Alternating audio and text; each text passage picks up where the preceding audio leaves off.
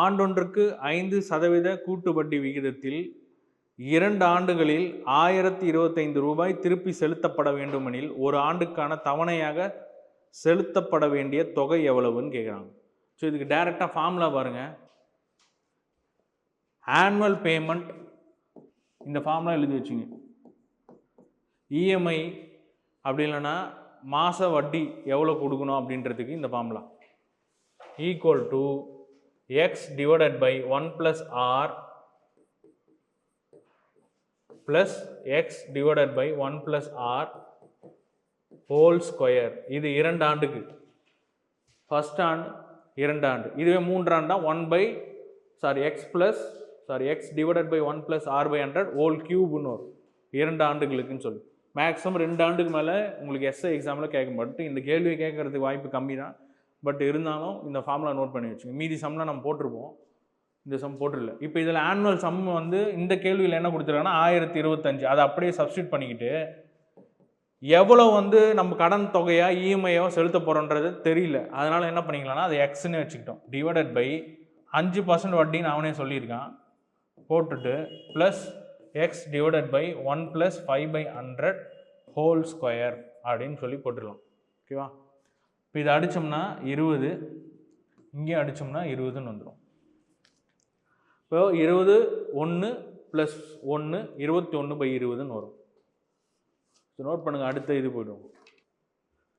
இப்போ என்ன வரும்? 1025 equal to x divided by 21/20 plus x divided by 21/20 whole ஸ்கொயர்னு வரும். இந்த இடத்துல ஸ்கொயர் இருக்கும்.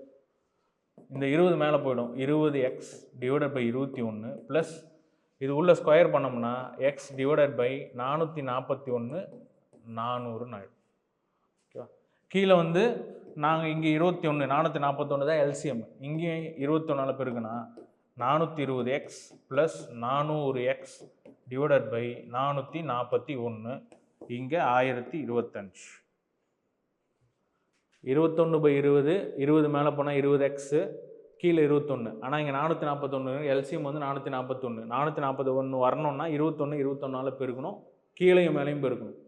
அப்போ 21 × 20 420x plus 400x divided by கீழே எல்சிஎம் ஆனால் 441. லெஃப்ட் சைடில் அதே 1025 கேள்வியில் கொடுத்துருக்கு. ஓகேவா? இப்போ ரெண்டுத்தையும் கூட்டினோம்னா 820x divided by 441 equal to 1025. இப்போ x equal to 1025 into 441 divided by 820. X equal to இதை டிவைட் பண்ணி சொல்லுங்கள் பார்ப்போம். கேல்குலேட்டர் அதை யூஸ் பண்ணுங்க. 5ஆல் அடித்தோம்னா என்ன வரும்? 5 16 4 5 20 5. இது வந்து ஒரு 125 நினச்சோம்னா 5 3 3 5 4 1. இதை வந்து ஒரு 440 எடுத்தோம்னா 11 3 11 40. கரெக்டா? இப்போ இந்த 3 இது ஒரு 42 எடுத்தோம்னா என்ன வரும்? 3 14 42 14ன்னு வந்துடும். அப்போ இது ரெண்டுத்தையும் பெருக்கணும்னா 560ன்னு வருமா?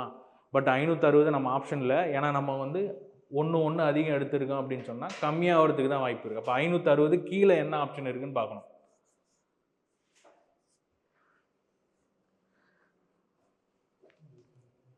560க்கு மேலே 2 இருக்குது, 560 கீழே 2 இருக்குது. 560ம் எடுக்கக்கூடாது, 560க்கு மேலேயும் எடுக்கக்கூடாது.